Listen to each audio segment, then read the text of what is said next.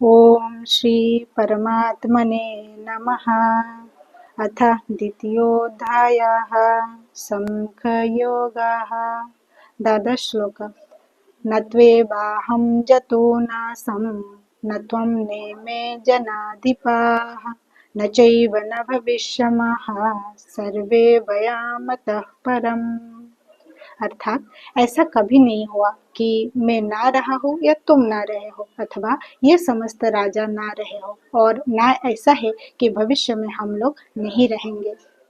तात्पर्य: वेदों में, कठोपनिषद में तथा श्वेताश्वर उपनिषद में भी कहा गया है कि जो श्री भगवान असंख्य जीवों के कर्म तथा कर्मफल के अनुसार उनकी अपनी अपनी परिस्थितियों में पालक है, वही भगवान अंश रूप में हर जीव के हृदय में वास कर रहे हैं। केवल साधु पुरुष जो एक ही ईश्वर के भीतर बाहर देख सकते हैं, पूर्ण एवं शाश्वत शांति प्राप्त कर पाते हैं। जो वैदिक ज्ञान अर्जुन को प्रदान किया गया, वही विश्व के उन समस्त पुरुषों को भी प्रदान किया जाता है जो विद्वान होने का दावा करते हैं, किंतु उनकी ज्ञान राशि नून्य है।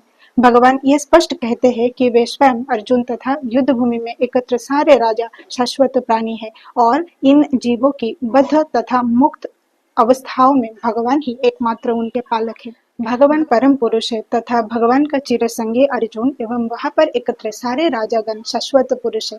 ऐसा नहीं है कि ये भूतकाल में प्राणियों के रूप में अलग अलग उपस्थित नहीं थे, और ऐसा नहीं है कि ये शाश्वत पुरुष बने नहीं रहेंगे। उनका अस्तित्व भूतकाल में था और भविष्य में भी निर्धारित रूप से बना रहेगा, अतः किसी के लिए शोक करने की कोई बात नहीं है।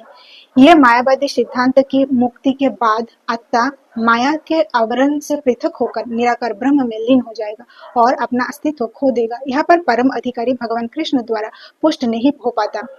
न ही इस सिद्धांत का समर्थन हो पाता है कि बद्ध अवस्था में ही हम अस्तित्व का चिंतन करते हैं। यहाँ पर कृष्ण स्पष्टतः कहते हैं कि भगवान तथा अन्य का अस्तित्व भविष्य में भी अक्षुण्ण रहेगा, जिसकी पुष्टि उपनिषदों द्वारा भी होती है। कृष्ण का यह कथन प्रामाणिक है, क्योंकि कृष्ण मायावश्य नहीं है। यदि अस्तित्व तथ्य ना होता तो फिर कृष्ण इतना बल क्यों देते, और वे भी भविष्य के लिए। मायावादी यह तर्क कर सकते हैं कि कृष्ण द्वारा कथित अस्तित्व आध्यात्मिक ना होकर भौतिक है। यदि हम इस तर्क को कि अस्तित्व भविष्य होता है यदि हम इस तर्क को कि अस्तित्व भौतिक होता है स्वीकार कर भी ले, तो फिर कोई कृष्ण के अस्तित्व को किस प्रकार पहचानेगा। कृष्ण भूतकाल में भी अपने अस्तित्व की पुष्टि करते हैं और भविष्य में भी अपने अस्तित्व की पुष्टि करते हैं।